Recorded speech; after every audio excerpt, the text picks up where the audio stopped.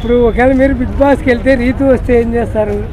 రీతు వస్తే ఏం చేస్తారు? ఆటగాళ్ళు ఇంకా ఆట ఇంకేం చేస్తాం సార్, యూట్యూబ్లోనే చూస్తున్నాం కాబట్టి దయచేసి మీరు కాంటాక్ట్ చేయకండి దయచేసి.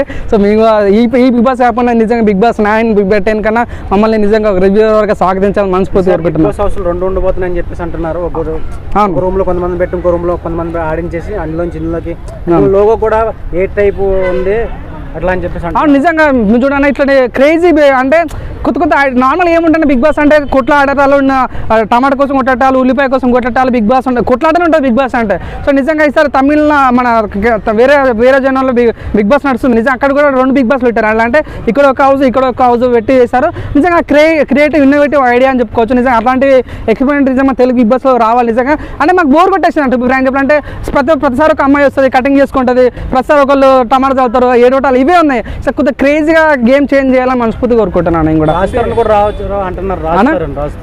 తరుణ్ అంత అన్న రాజ్ తరుణ్ ఏడొస్తా అన్న, తనకు సినిమా వస్తుంది కదా పురుషోత్తం కూడా 100% రాజ్ తరుణ్ రాడు. ఇష్యూ జరిగినంత మాత్రం ఇప్పుడు కిరాప్ ఆర్పి ఉన్నాడు, అల్లు అర్జున్ ఫ్యాన్స్ కొట్లాడుతాడు. కిరాక్ ఆర్పి కూడా వస్తాడా అన్న? కిరాప్ సార్ రాడన్న, కిరాక్ ఆర్పి ఫస్ట్ వీక్ ఎలిమినేట్ అవుతాడు. అల్లు అర్జున్ ఫ్యాన్స్ వాళ్ళు చేరుతున్న వేణుసాయం వచ్చినా కూడా ఫస్ట్ వీక్ ఎలిమినేట్ అవుతాడు. ఎందుకంటే ప్రభాస్ ఫ్యాన్స్ సీరియస్ ఉన్నాడు. అక్కడ కేసీఆర్ గెలుస్తాడు, కేసీఆర్ అట ఫ్లాప్ అయ్యాడు. జగన్ గెలుస్తున్నాడు, జగన్ అట ఫ్లాప్ అయ్యాడు. ప్రభాస్కి లైఫ్ లేదన్న, ప్రభాస్ కాలికి సినిమా ఇట్టి కొట్టాడు. అటువంటి వ్యక్తి నేను బిగ్ బాస్ రాణిస్తారు అన్న, నాకు అర్థం కదా. బిగ్ బాస్ వచ్చి ఫస్ట్ వీక్ ఎలిమెంట్ అవుతారు కాబట్టి 100% వీళ్ళు రారు.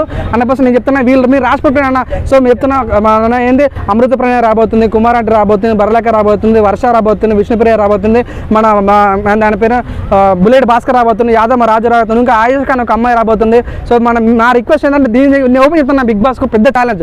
నీకు దమ్ము ధైర్యం ఉంటే బిగ్ బాస్ నీకు నా సీరియస్ వారింగ్, నీకు దమ్ము ధైర్యం ఉంటే బిగ్ బాస్కి కేపాలను తీసుకురా, బండగానే తీసుకురా, మల్లారెడ్డిని తీసుకురా నీకు దమ్ము ఉంటే.